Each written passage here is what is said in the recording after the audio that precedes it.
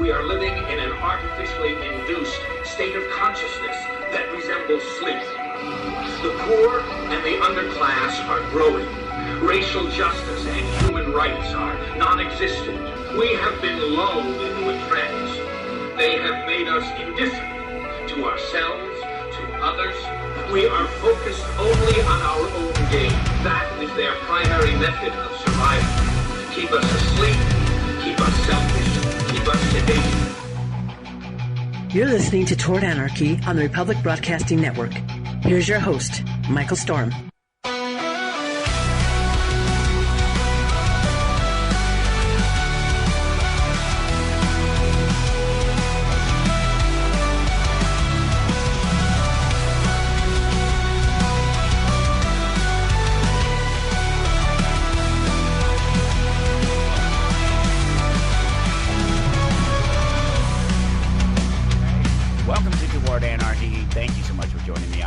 Storm, and as always, it is so great to get to come together as we do when we do it. I appreciate you taking the time to spend with me. It really is valuable to me, and I think it's important.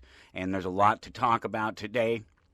So much to talk about today, in fact, that before it's over, we will have used both hours of network time. That's not something that I generally do anymore. So this will be, if you're not listening to the network, there's a second part to this that may not be immediately right there attached to it, that just doesn't flow after the next commercial break, as it were. You might have to go and look for it, or maybe you're caught in the second part of it, and you want to go back and catch the first part of it. And trust me, I looked at it before I got into it thinking, oh yeah, I can do this. I can knock this out real quick in an hour, no problem, because what's stopping me, right? It's just me and 57 pages of information for me to peruse through and consider and then convey a message to some folks who are listening, such as yourself. And I figured, yeah, sure, I'll in a 57, 30, 58 seconds, whatever, it's somewhere around 57,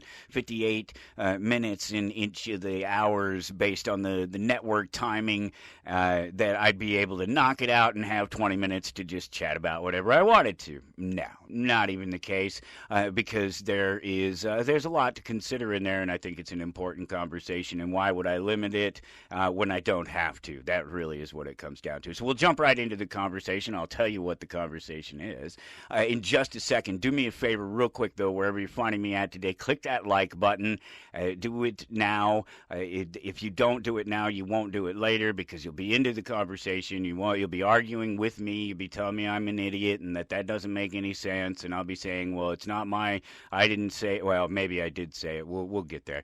But you'll forget about it. So click that like button now. I appreciate it. Truly, it's the biggest thing that you can do, other than sort of donate your money to me, which I don't even have a function for doing that, although it's in the works. I'm finally breaking it out. I organized as a business, and so I have certain expenditures now, and then I have to play around with these little tax numbers and things like that, and I'm paying for more things for the business. I had those check marks next to my name so that it's me on the social media, some things like that are ultimately business write-offs, because I otherwise wouldn't care. That check mark is there because I'm wanting the people that I'm talking to come in and know that it's me. So that's coming. It's in the future. But now, just click the like button. Subscribe, follow along at Toward Anarchy on Facebook and Instagram and YouTube and X. That's about it, really. There are other places around there, but if it's not at Toward Anarchy, it's probably not me.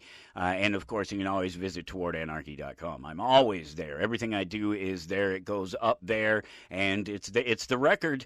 You can't dispute the record. It's right there for everyone. Episode 2630 will be this one. Let me tell you about it. So I'm really looking forward to this. I've been looking forward to this for a while, and I've been looking at specifically this for a while. But in general, things like this don't happen to me very often, and that's why I'm really excited about it. Because if you know me, you listen to the show over the years, you've heard me talk about it.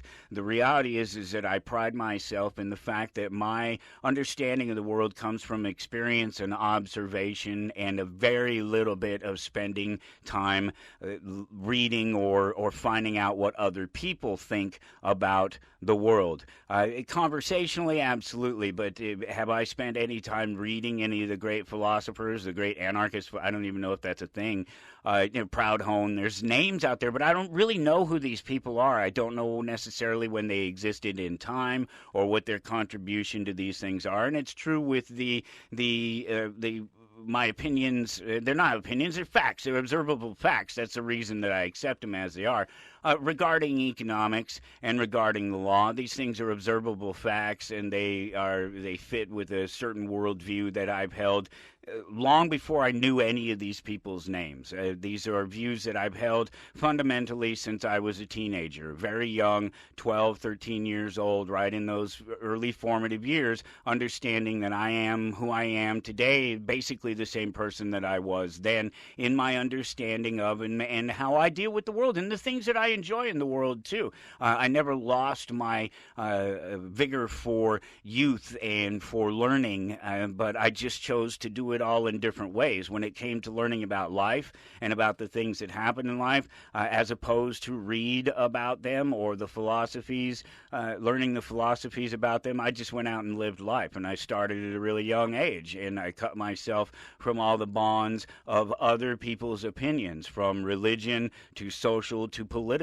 across the board, and learned about this world myself. Excuse me. Let me get some of my drink here.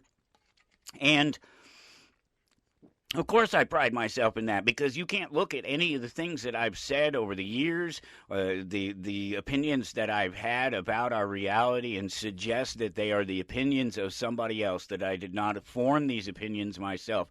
And so it's really cool for me to get to look at something that is considered a big part of this existence that I have in terms of learning from the scholastic aspect of it. I've talked many times about the difference between the functional aspect of my reality and our reality, and what I've chosen to do functionally to live my life, versus what a lot of other people do academically, sitting there and sort of observing the world and making their opinions about it, and participating in it too. But that's the academic portion of it, right? That's for those people who are attempting to make a particular point, whereas I believe my points to be self-evident, right? The things that I talk about are self-evident. They're in the actions of people. They're in the responses of people. They're in the study. They're in the science. They're in all of these realities. They're based in grounded information, as opposed to supposition, fear, regard to or for or against any particular political or social ideology, other than obviously I was born an individual, free. I owe nothing to anyone except maybe mom, possibly dad. That's debatable, certainly by individual, and certainly after a certain point in life. I'm in my 50s now. I've been responsible for who I am for a very long time. That's what I mean, like 40 years. I've been this person. Before that, I was mom's person or grandma's person or whoever. I was a child being raised. But about the age of 12, all of that changed. Right at the time of middle school, right at the time of being already past the basics of what school and public education is going to teach you. So finding a disconnect there. Being told that socially you're supposed to be a certain way, finding the disconnect there by meeting the people socially that they're saying you shouldn't be like, and realizing, wow, these are just fantastic people.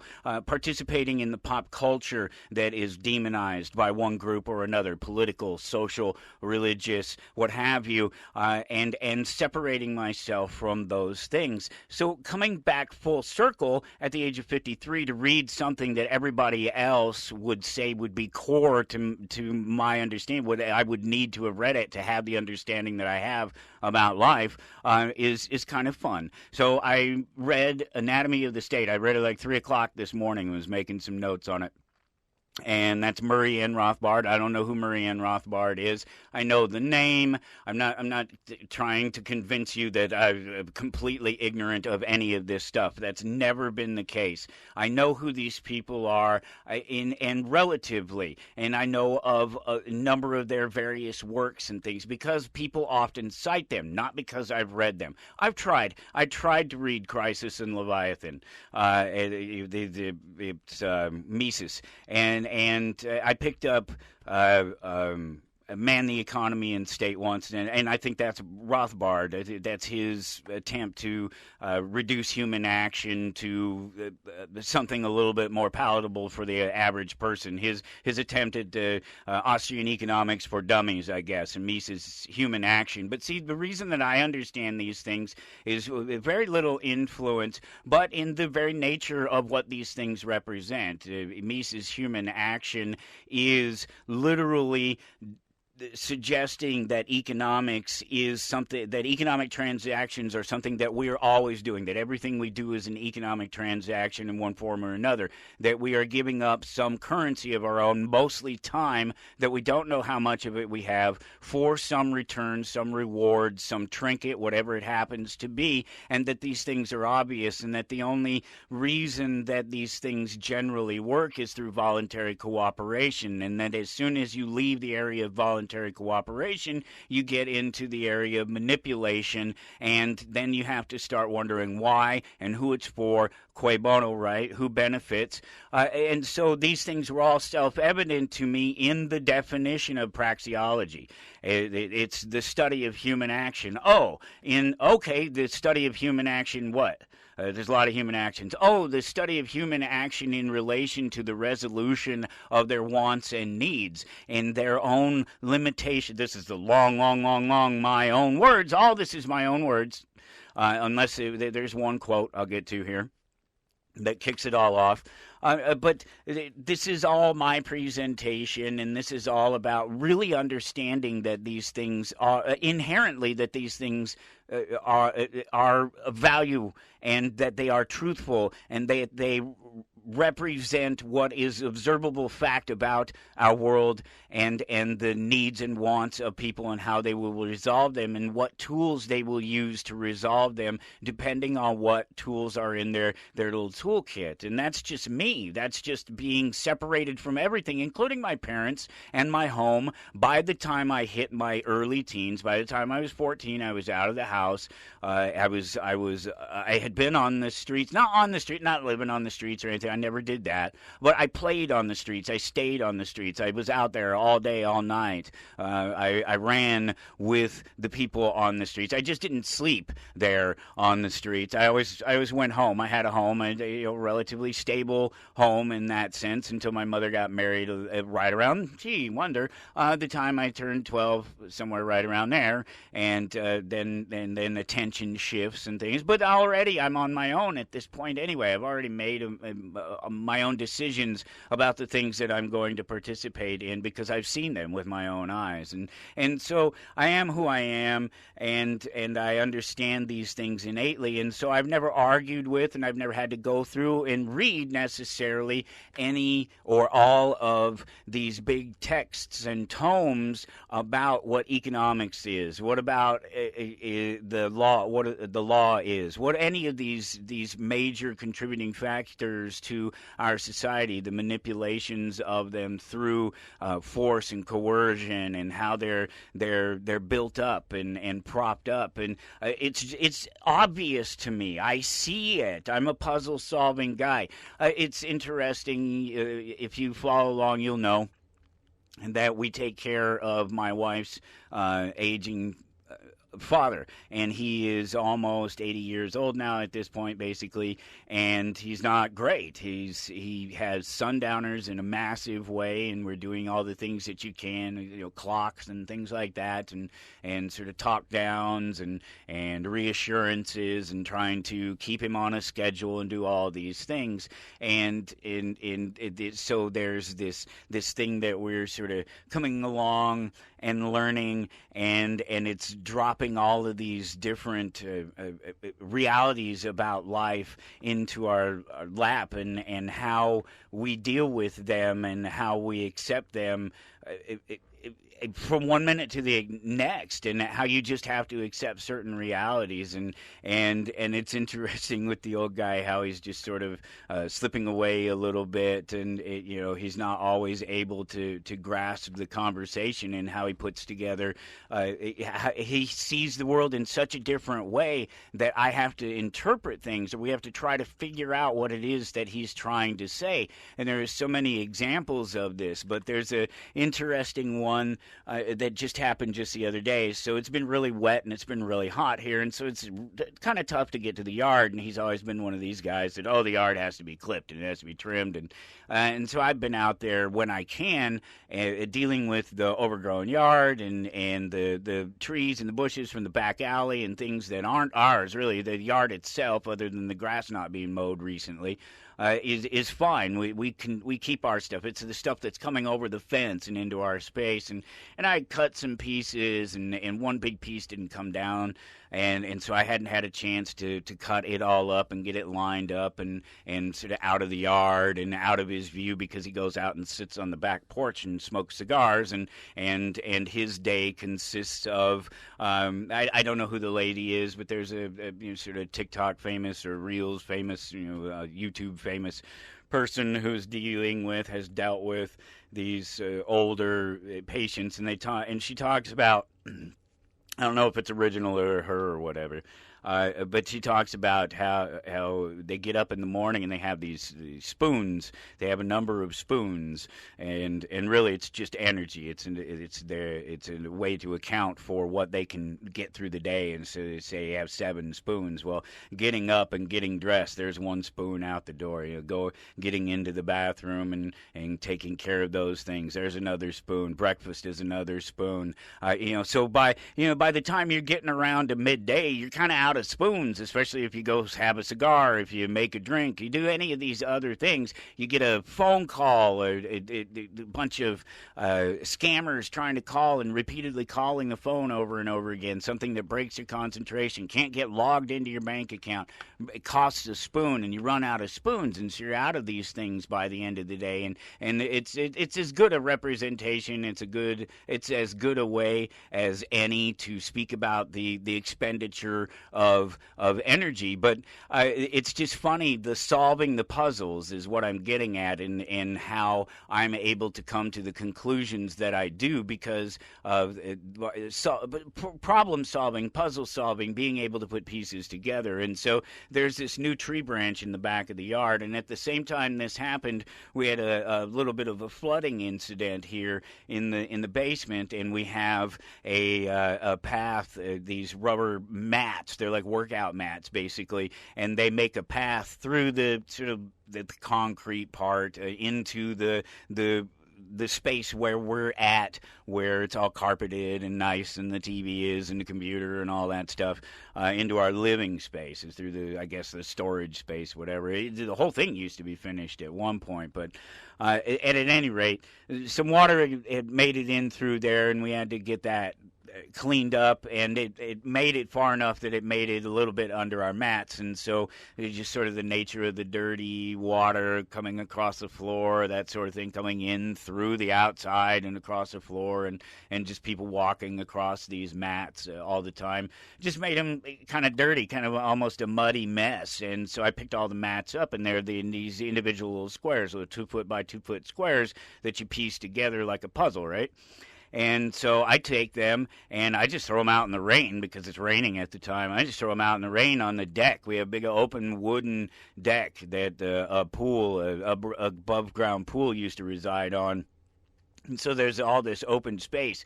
And so I took all of the squares and I put them all out there individually and just sort of let the rain wash them off. And I just kind of left them out there and hadn't brought them in yet.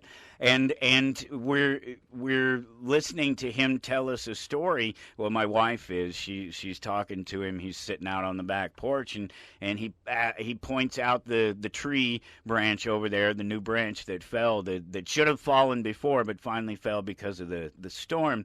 And I haven't got out there to cut it up yet, so it's just kind of out there at the back of the yard, and he can see it, and the leaves have turned a little yellow because it's been a couple of days, and it's been really, really hot, and it was already disconnected anyway. I had already cut it. It just hadn't fallen.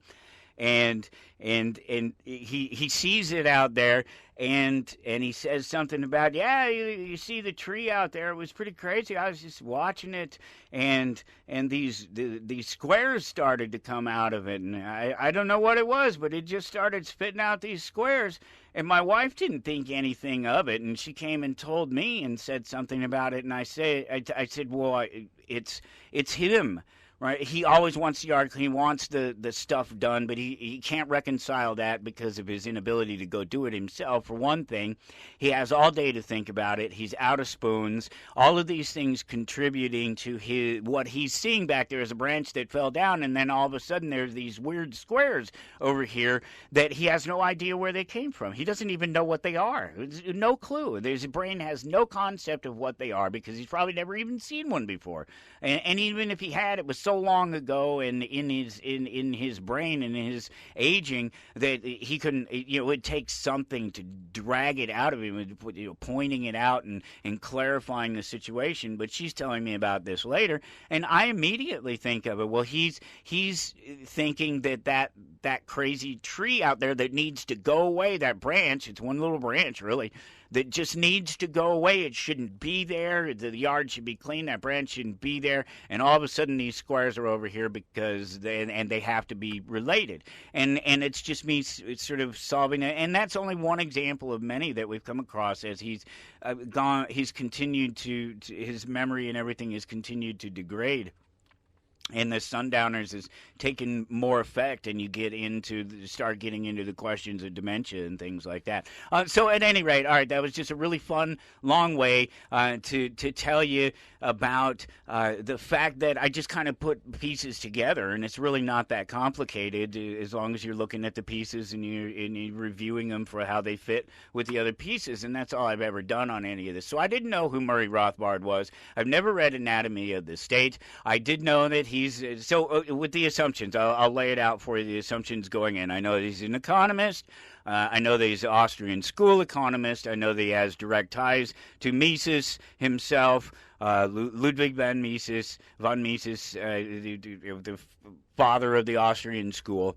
I've never read anything by Rothbard other than quotes. I did pick up Man, the Economy, and the State one time. I read about 2 or 3 chapters, maybe. I didn't know. It probably wasn't even chapters. It was the same with Crisis and Leviathan. These things are just big tomes, and I just don't care because almost none of it matters in terms of the simplified explanation and understanding of human action praxeology. It's the deeper look at how you manage a larger economy, or how you might if you had to manage an economy, as it were, politically, socially, however, other than just the simple basics of how money functions, how people function. And so I've never read anything by him other than some quotes and maybe a little bit here out of one of these bigger tomes of theirs.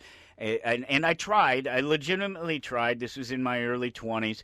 I legitimately tried. I was in a group, a libertarian Austrian group that met once a month, and we would read these books, and I just wouldn't read them. They would read them, and I just didn't care because I started reading them, and they're talking about managing money supply and things like this, and none of that matters for the message that I need to convey. And it's not that if just like the rest of it, that you couldn't lay out for me one argument or another from any given school, and I would give you the same reasoned and based on the same reasoning response. And that's why I accept the Austrian school. I believe it's the only economic theory that is supportive of the individual and concentrates on the importance of the individual and their choices in the markets and in our reality, both socially and politically. And it says a lot about it.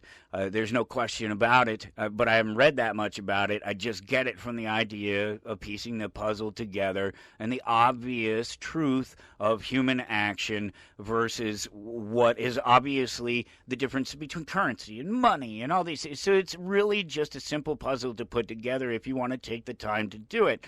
I just gathered ultimately that all of these guys, Mises, Rothbard, there's some others in there, John Locke, obviously way back, many others that are Adam Smith, that are all associated with some good, Milton Friedman. These are all names that I know, but I don't know their papers. Every once in a while over the years, I've read one thing or another by them, no more than like pamphlets like this. And so I don't consider it to be very hard, and that's why I like to talk about it. And it's rewarding to pick up something like this, know what you know about the person and the ideas that they're talking about, and believe, and having believed it to be a certain way, be confirmed that it is a certain way, that these things are not just as I see them, but they are arguments that other people have been making for a long time, and I've found my own way to make them without knowing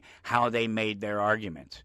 It's a fantastic thing. It's wonderful for me, and I think it would be wonderful for any free-thinking individual to realize that, as opposed to having spent so much time academically in life, as opposed to just living life, my choice. So I didn't know who he was. I went and found out a little bit about him. He went to Columbia. He was into math and economics at one point early on, 20s. Something like that, early on, possibly still in college. He bumped into the Foundation for Economic Education, and from there, von Mises himself, and apparently he's one of these people who could sit through human action. I couldn't. It wasn't going to happen. I got it. You gave me the definition. It makes perfect sense. Thank you. I don't need the details. I'll figure the rest out on my own. Great philosophy. I'm moving on with life. Forever then a champion, I suppose, of praxeology and that study of human action. So I got it by definition and just really accepted it as pretty much carte blanche. There's nothing that I've heard really come out of those schools or these people in general that suggests that they were absolutely wrong about their ideologies and their understanding of economics and politics.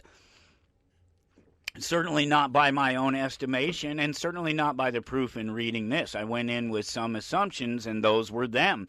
And so I really didn't expect to find anything in particular incompatible with anarchism, with my own understanding of these things. The Austrian school, again, it's the only sort of individual liberty-friendly economic system because it's not because it's a system. It's not a system. It's based on observation. It's based on human action, and it's based on that what humans understanding what humans will and can do given our environment and the basics of our environment and how we can manipulate it, or the individual tools that we have to manipulate it, and those as currency and time as currency, and how we will use those things to resolve our needs and wants by doing what we do best, and then freely out there in the market exchanging with other people, preferably without a third party. These are all basic things. They all make perfect sense to me, and they're all contained within this observable human action, that every transaction is an economic transaction, that time is our most valuable currency. So he starts off with the quote, the greatest danger to the state is independent intellectual criticism, says Murray N Rothbard to open Anatomy of the State, this little 57-page pamphlet. And he begins by telling us, after the quote, what the state isn't, is what the state is not. And I think that's a way a lot of people start out when they're trying to explain simple ideas that seem complicated. You start by explaining what it isn't. And it's not we, he says. We are not the government is not us. Yeah, this is a thing that is generally supposed to be understood by the population, but it's really not. He suggests that most people view the state as necessary, and that it's counter to evil market forces or evil criminal forces, which again are still market forces in their own way, because they're all, again, an expenditure. They're all an economic expenditure. Even crime is. And that ultimately that things like democracy over time have obfuscated the true nature of the state, because the state is gone through various forms over the centuries, and from various small dictatorships to larger dictatorships to socialist dictatorships to less socialist dictatorships to democratic socialist dictatorships like we have now. Don't kid yourself, it's always been that way. Democracy is, of course, nothing but a socialist endeavor. Government is nothing but a socialist endeavor. And I think I've told you that many, many times over the years, and I think that this book, it goes through in its short way in an attempt to prove that. Democracy has just destroyed it's covered up the true nature of the state through the illusion of participation. It's the erroneous idea that we the people are in charge of the government, and so it must follow that the actions and the dictates of government, everything that it does, must be politically and socially just and justified, right? We've talked about this a lot over the years, and these are the things and again, these are all my own words. In terms of the way I'm describing his language in here. I use no quotes, and everything that he talks about I completely have thought about in my own ways already, so I don't have to use his words. I just jotted notes about the specific points that he's trying to make from the few chapters that are there, 7 chapters or whatever it is. It's very short, again, only 57 pages, easily digestible by anybody, and there's some footnotes and things, and there's references to other people, and so that's always great.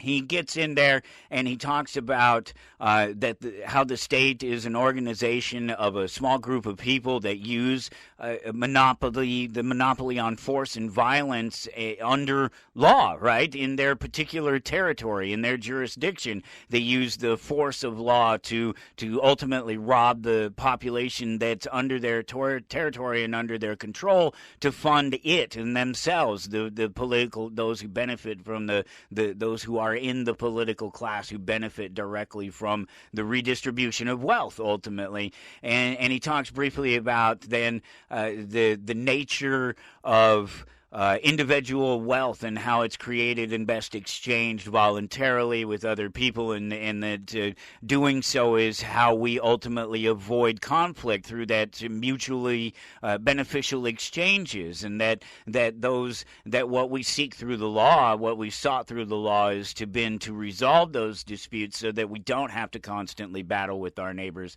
like it's feudal times. He mentions Franz Oppenheimer, and I think I know the name, but I didn't know him. That should not surprise you at all. It's not my thing. I don't know how many home runs Babe Ruth had, and I don't know what Franz Oppenheimer had to say about economics. I didn't need his opinion on it. I practice it every day from as long as I can. Certainly, by the time I'm recognizing it in my early teens, in my early formative years as things, and I've had a couple of people by that point come up to me. One particular person in general. Specifically, there you go. It was Ken Riggs, of course, number 7 or something like that of the Libertarian Party. Grew up right there in Colorado where the Libertarian Party was formed. Ran into him at the age of 10, I suppose, through church and going to church. And by the time I was 12, I knew what the Federal Reserve was. I knew what Federal Reserve notes were. I knew the difference between gold and currency. And so all these other things about the nature of how trade works were really simple, easy things to follow. Once you explain the nature of the instruments used to conduct trade, it's really easy to figure out what it is. But I didn't know who Franz was, and that's not a slight on Franz at all. Not in any way, shape, or form. It's just me. He said there were two ways to acquire wealth. One was to create them basically through voluntary exchanges or steal it. And he called the former the economic means and the latter the political means of doing this. And he does make Rothbard. At this point, he makes a statement. I made a specific note about this that I'm not entirely convinced that I agree with, and that should make most people happy. That I'm not absolutely just swallowing this whole thing. That's a good quality to have in somebody who is, we'll say, conducting an anarchist audit of an idea and somebody's work. Well, yeah, the idea that I would accept it wholly without investigating it is ridiculous. That's why we're having this conversation. That's why we're talking about the book. So he makes this statement. He says he calls economics the economic way, that the economic means versus the political means. He calls the economic the natural way. I would absolutely argue that that's fine. That's perfectly true. But he suggests that the political way isn't natural. And that's where I kind of beg to differ, because I think it's entirely within our nature to take what we want from others. Animals do it. We're animals. It's an effort to recognize that it's not moral. It's an effort to go against your nature, what is natural, to create an ideology and a system that functions alongside the best portion of nature and our own nature as man, to be able to conduct business with each other. Because and the reason I say why is because he makes this assertion calling the political method parasitic, and there are plenty of examples parasitic in life where parasites, it's a mutually beneficial relationship, that the parasitic relationship, that the parasite doesn't want to kill the host, that's not what it's there for, that its best option is to keep the parasite alive, because it's not necessarily mutually beneficial, but it's certainly, if the parasite kills its host, then it dies too, generally speaking. And so there's an argument there that it's completely natural, that parasitism, but being a parasite, is completely natural, and so that looking at it that way may or may not make a difference. But I think that there's some balance there within nature that says that it's not unnatural, but that it's our nature as humans, as being in control of ourselves, being in control of our nature, attempting to make a society, attempting to create things as opposed to destroy things. You find a tool, a system, an ideology that works, and free exchange absolutely works better than the parasitic nature of many relationships. In our children are a parasitic relationship. In the womb, they're a parasite feeding off the mother, and it wouldn't want to kill it because it would die, at least until it's viable. But even then, it's not viable, and so it doesn't kill mama. And it's still parasitic. It still lives off of mama. Sometimes it lives off of her breast. Sometimes it just lives off of her wallet until it has its own agency to go out on its own and take care of itself. And it's an acceptable parasitic relationship because we realize that there's a benefit, generally speaking. We get a benefit from raising our children. We get a greater view of the world and understanding of ourselves, and all these things that come from having children, raising them, seeing them grow up, seeing them become happy, realizing your ideals and the things that you've grown up with and understand have been properly passed on, and that they're going to be good people. That's what all I work for.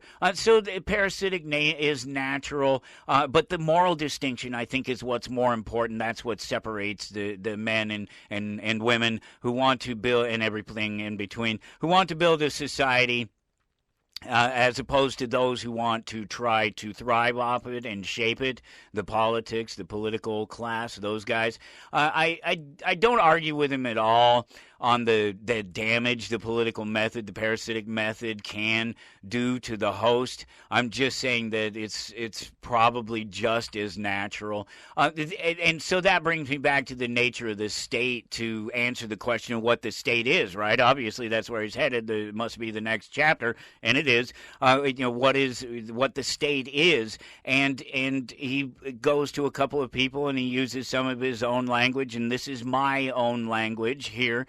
That it's an organization that provides a legal means through which some of the people are able to survive as parasites in control over a legal jurisdiction. These are all words, these are all things that we discussed over the years that we should have an understanding of what I mean by them, so I'm not going to beleaguer that point.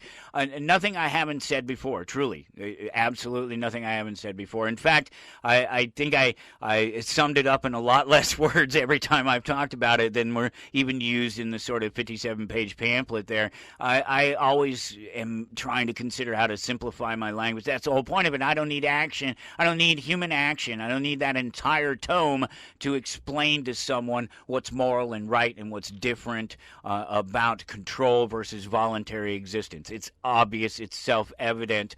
And apparently there's a lot of people that do. They really need it. They really need that. They need that clarity to convey the message of the nature of the state. Some of them do. I try to minimize it. I try to make it as simple as possible. Sometimes people think that's an oversimplification. I don't think it is. I don't think you can oversimplify breaking things down into fact by fact, as long as it's still a fact. And once you get to the point of conjecture, then you're wasting your time.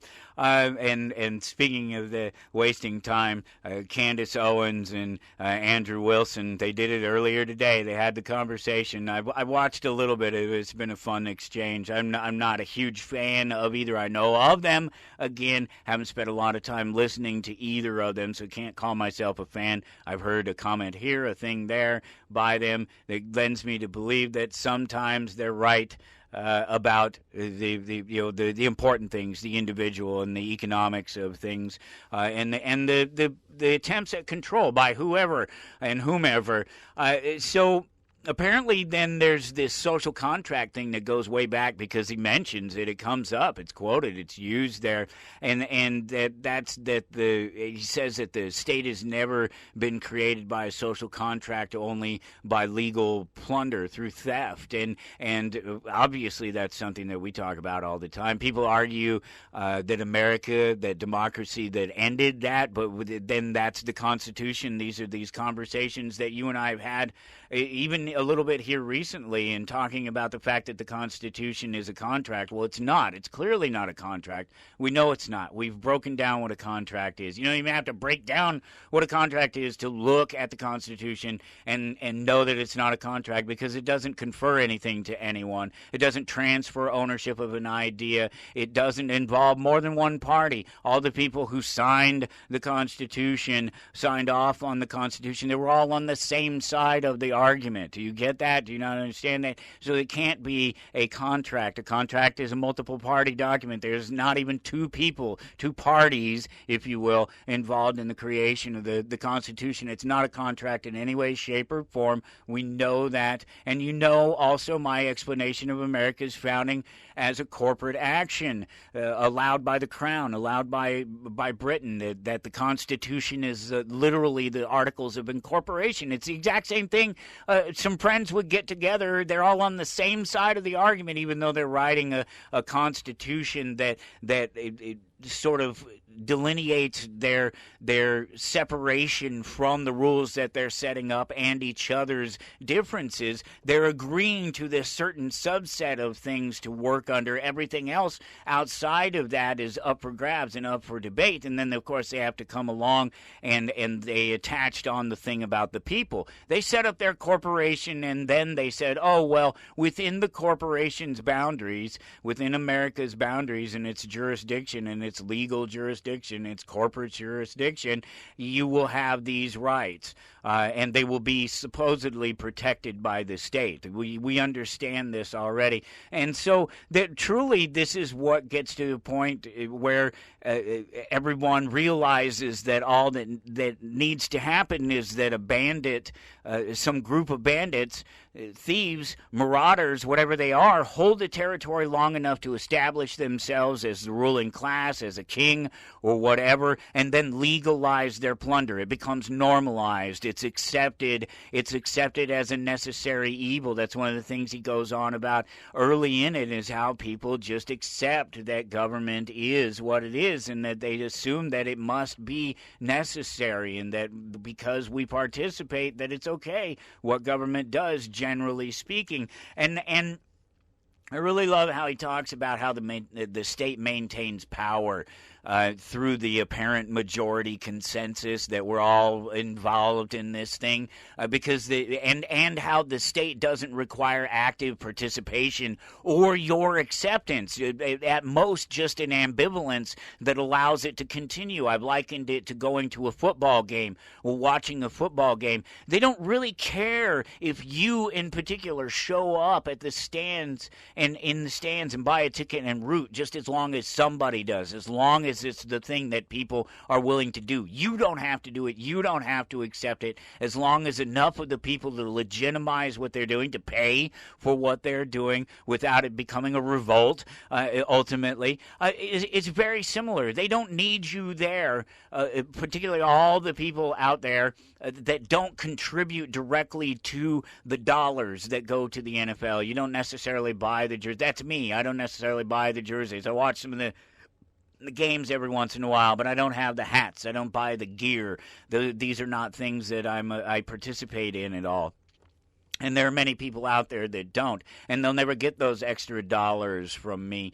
And so the state, though, can make anybody in its jurisdiction. Once you go into the stadium, you're in their jurisdiction, and they're going to charge you $35 for a beer. They're going to do all the things that they do in their venue and in their space, and you're going to take it or you're going to leave. The state isn't like that, not necessarily. Certainly if you get out of that state's boundaries, but then what if the state encroaches upon the boundaries that you just crossed to get out of that state? Well, that's supposedly our 50 countries that make up the nation of America were supposed to be ruled over this central authority, this commercial authority, and the Constitution guaranteeing that if you cross from one to another, they'd protect your general rights. It's a very interesting thing. It really proves that like where democracy comes in real handy. And as I said a little bit ago, it's how the ideology matters. That's what matters. It's the idea of democracy. And of course, that's what we know that the state, the Leviathan, feeds on. The system is true. The failure is the people. Well, it isn't our system or a system of the people, is it really? Or is it? Which is it? Come on. Can we make up this? The system is true, but it's a failure of the people, but the system is of the people? Wait a minute. That doesn't make any sense, right? Back to the quote that the greater danger to the state is the independent intellectual criticism. That's an actual quote, because he goes on to talk about how the state will then co-opt intellectualism, how it'll co-opt intellectuals, and how it'll push the idea that the state is moral and correct and always the right choice, regardless of the current state of the state, right? Whoever's in charge of it doesn't really matter, that it's the state. It's the ideology that's so much more important, and that through participation allowed by the state, we can trust the state to accept it all, right? I was saying the other day, sort of totally unrelated to this audit at all, or my reading of the Anatomy of the State. It was 4 or 5 days ago, before I sat down and I did this morning and put my notes down. I said across social media, just a post I made, maybe a great, not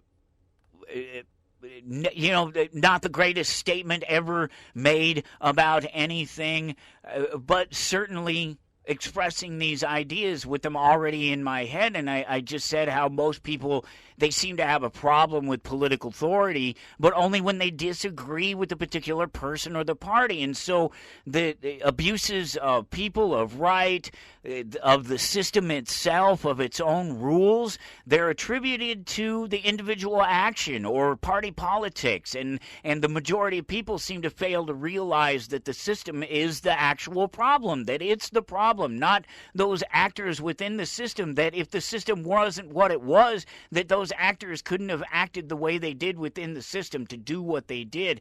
The system allowed, or it failed to prevent, these politicians and the people who benefit from them being in office from weaponizing what was already an extremely simultaneously dangerous system and a precarious one, because it's built on a fallacy. It's built on a fallacy that you can vote, and that a majority vote is okay, and that ultimately the majority of vote is whether it's the majority that participates or not, but whatever the winning vote is, that it's okay to go forward with that. That if it's 51 people telling 49 other people how to do it, that's fantastic. But it's not even better at 70-30, and it's worse the closer you get to 99-1, isn't it? Right? Why should 99 people be able to tell one guy he can't do something, particularly if it's none of their business, it doesn't have anything to do with them, wouldn't harm them, doesn't harm them, isn't otherwise really an action against one of them? It doesn't do anything. It's none of their business. This system is supposedly built of, by, and for the people, but it's completely weaponized against them. And really, truly, besides, if this system is so great, if it's really that great, the pooling of the money, the redistribution of the wealth, the controls, the manipulations, it was all so great, wouldn't they have at least stumbled back-asswards into solving at least one thing by now? Just one thing? Anything? I don't even care what it is. Homelessness, drugs, immigration, corporate greed, just one thing. Fatty foods and sugary drinks. Please, for the love of God, fix it and make it so I don't have those things anymore, and I'm not tempted, and I don't voluntarily suck those things down into my gullet, and it gets, watch my belly get bigger. I immediately, after he's talking about this, I immediately thought about the whole Elon Musk thing. Remember how he was all buddy-buddy with the administration, and they were doing all these things and auditing this and that and the other thing, but as soon as the narrative changed to go against the system that was in control, whether it was the entirety of the system or not, but it was really the entirety of the system, right? The Democrats already didn't like him, Republicans were leery of him, and then he made the president mad, and now they're not buddy-buddy anymore. How was it all...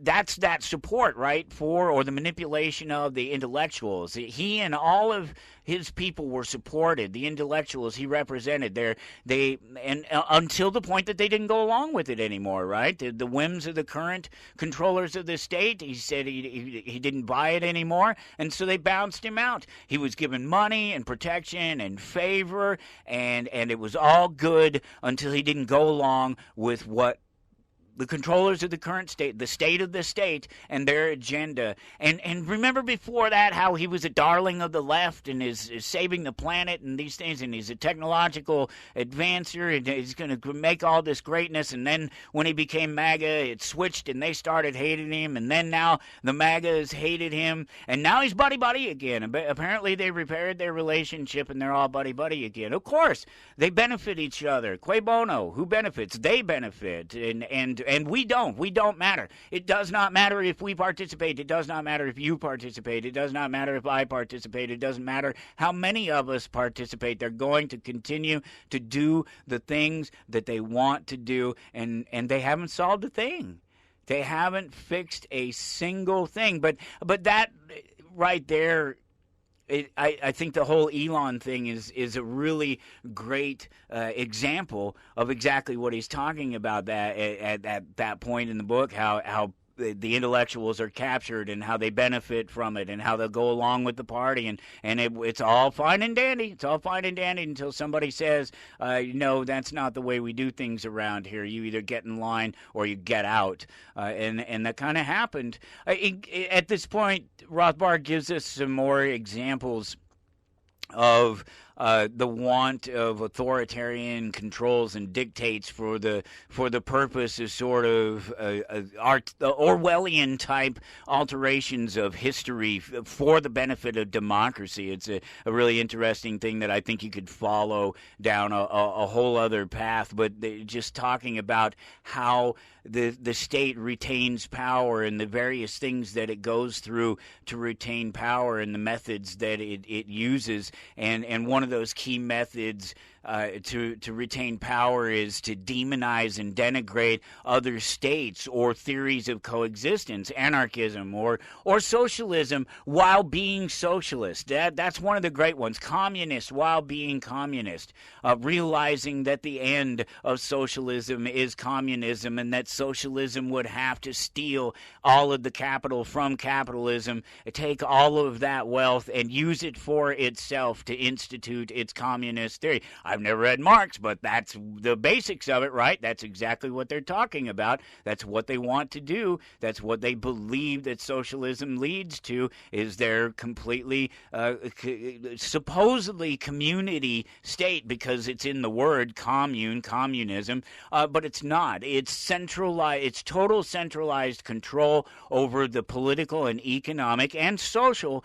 because we'll get into that, how one of the things that they manage to grab power, he talks about it in separate ways and brings up some things about the separation of sort of political versus social ends. And well, obviously those things have met. Those things have come together in a massive attack against individualism and the social aspects and the social groups have attempted to and have been relatively successful. Certainly if you talk about religious social groups in the current administration and view of control over our system, it's obvious that a certain line of thinking has taken control and is able to do that, and how they're able to do that.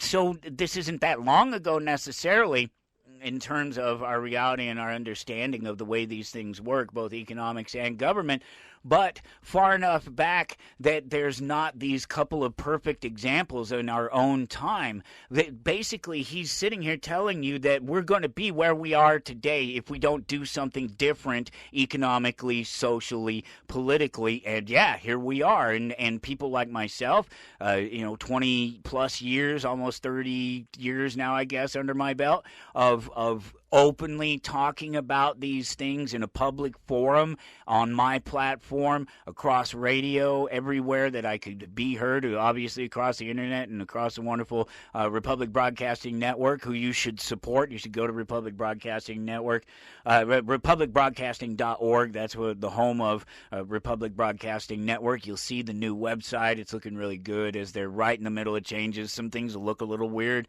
but they're right in the middle of some changes, and you can still make a donation to support the network. And I donate myself regularly to the network, and not even for my own means. And I'm on a regular donation now, not even just I was dropping $100 here or something like that. I'm on a regular donation now. So I put my money where my mouth is, because I believe that the network here provides a place where you can have the conversation, and I'm proof of it. Because there's not any reason why the network in and of itself, or necessarily its core audience, should or would have me there, save for a couple of people that I've become familiar with digitally over the last decade plus, and have they understand that my conversation isn't incompatible with their listeners across the network. And it's an amazing thing, and you guys support the network and have for years, and it's a home. I can do this anytime, any place I want to. I'm an example of being able to use use a little bit of information, a little bit of knowledge, and a little bit of skill to be able to have a huge impact without having to pay other people to do it, to be stuck inside the confines of one person or another, or one group or another's dictates about what you can talk about and what you can say. I don't have any of those problems. You can't cancel me, but I don't have to question that across the network. I'm there because they believe that it's a space to have the conversation, and I'm lucky to be a part of it. All right, so speaking of the network, we're going into hour 2 of this, and I'll continue the conversation. It's Anatomy of the State. It's my Anarchist Audit of it, Murray Rothbard's Anatomy of the State. And for the rest of it, you'll have to just look for the second part of it if it's wrapping. Hopefully it'll be linked to whatever you're listening to, but if it's not, it's there at towardanarchy.com for sure. And we'll be right back here on the network, and we'll see you on the second half if you're not here on the network. It's coming right up. You're listening to Toward Anarchy on the Republic Broadcasting Network.